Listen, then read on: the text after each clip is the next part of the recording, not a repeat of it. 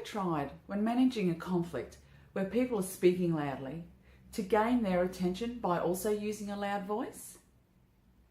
Well, adding to the loud noise that's already in the room can contribute to heightening the emotions of the people in conflict, which in turn could escalate the situation.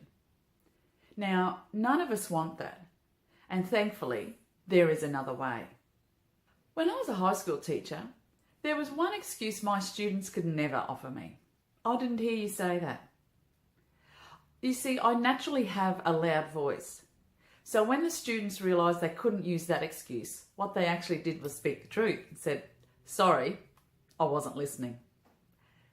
Now, having a loud voice comes in handy. So for example, back in the 2011 Brisbane floods, there was a group gathered and they needed to receive some information, but there were no PA systems nearby.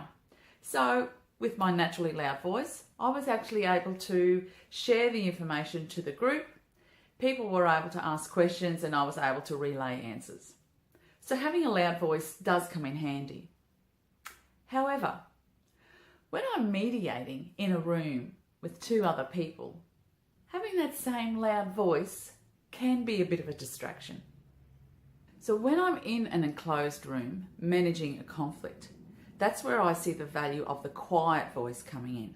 It's so powerful to contribute to the mediation. If you're managing a conflict with a group, of course it's important that they hear what you say, because you could be summarising or paraphrasing or questioning or setting the ground rules for the session. But changing the volume of your voice is a great strategy to be able to use to reduce the noise in the room.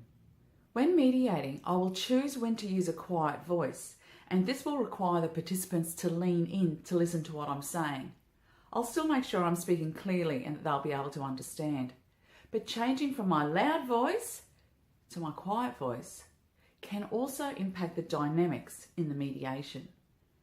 And this can have a positive impact on how the issues are being discussed.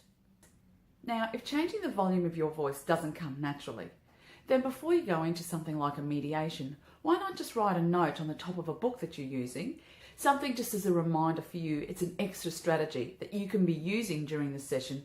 For further tips and strategies about managing conflict in the workplace, take a look around my website to see what strategies there could suit you and the conflict that you are managing. I'm Andrea Doyle, Workplace Mediator and Conflict Manager. Thanks very much for watching, and I'll look forward to speaking with you again soon.